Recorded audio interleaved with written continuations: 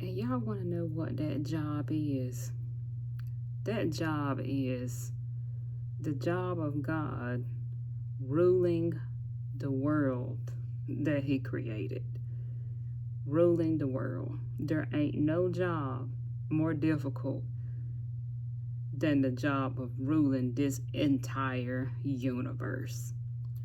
I was just laying in the bed early on this morning thinking, and I'm just thinking about how God just has so much patience with this world that we live in, with us as a whole, as a people.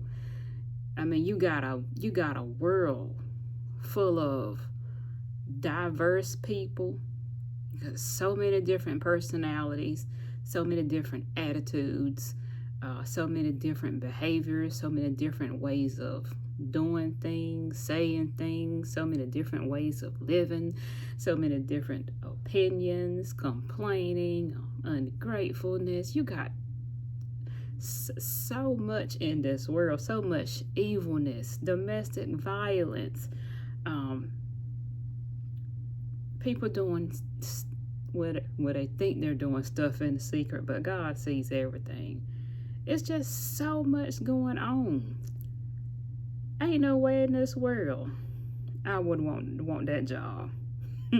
God is the best one fit to handle the job of ruling this world. Ain't no way in this world. Mm.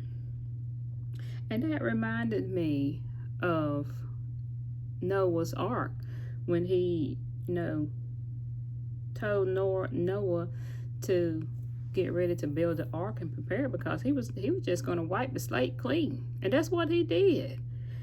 And when I thought about that, I can see why. I think I can understand to an extent why God just wiped the earth clean and started over again. Because, I mean, let me speak for me, even me myself, you could just get fed up with stuff. You can get fed up with stuff that happens, things that people say, things that people do, the things that go on in this world. You just get fed up with mess. So I know if me, that's created in the image of Him, can get fed up with some mess, imagine how God feels with all the stuff that's going on in the entire universe. Imagine how He feels. And so, let me just briefly go over just a little bit here from Genesis. I'm not going to hold you long, but I just want to read a couple of scriptures to you back in Genesis chapter 6.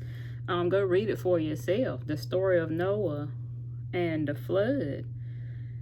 And starting around about verse 5, this is the New Living Translation, Genesis chapter 6. The Lord observed the extent of human wickedness on the earth, and He saw that everything they thought or imagined was consistently and totally evil. And so the Lord was sorry that He had ever made them and put them on earth. He was sorry that He ever made us and put us on the earth. It broke His heart. And the Lord said, I will wipe this human race I have created from the face of the earth. Yes, I will destroy every living thing, all the people, the large animals, the small animals that scurry along the ground, and even the birds of the sky. I am sorry I ever made them. But Noah found favor with the Lord. And so that was just a reading of the verses 5 through 8. And do you see how God felt? He was sorry that He even ever made mankind.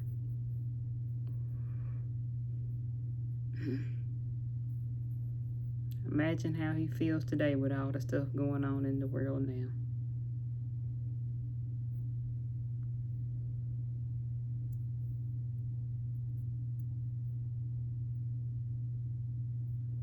And let me read this explanation down here to you right quick.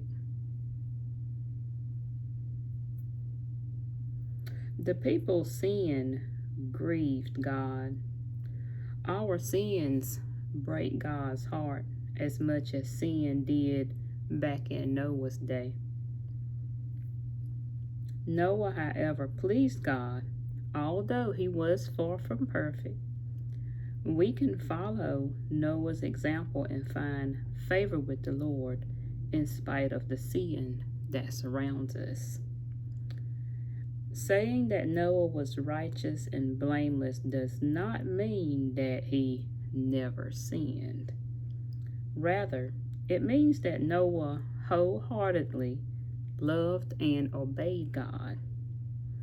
For a lifetime, he walked step by step in faith as a living example to his generation.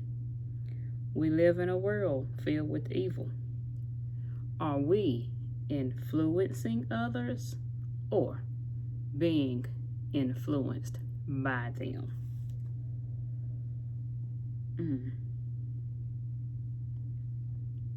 Let me read one more thing.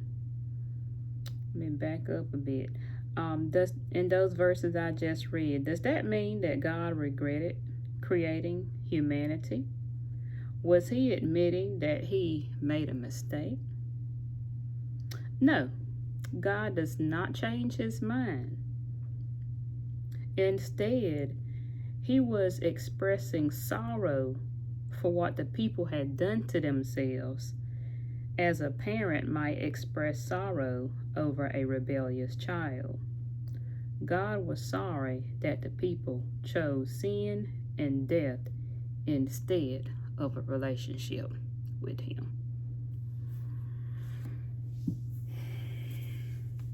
I just wanted to share that today, because that was just on my mind, just thinking about the job of ruling this world. Because Lord, if it was up to me, if I had that job to rule the world, I know good and well I wouldn't have as much patience. I wouldn't have nowhere near the patience God has, the patience he has. He gives people time. He lets stuff go on, or he allows some things to go on and on and on before something finally happens. He gives his people plenty of chances to turn their lives around and get things right. He gives way too many chances, much more than what we as a people deserve. I thank God for being who he is. I thank him for his love, his grace, his mercy, and his patience, because can't nobody do what he does. That's it. That's it. I hope y'all have a great rest of your weekend, and I'll talk to you in my next message. But think about that. Go read that for yourself.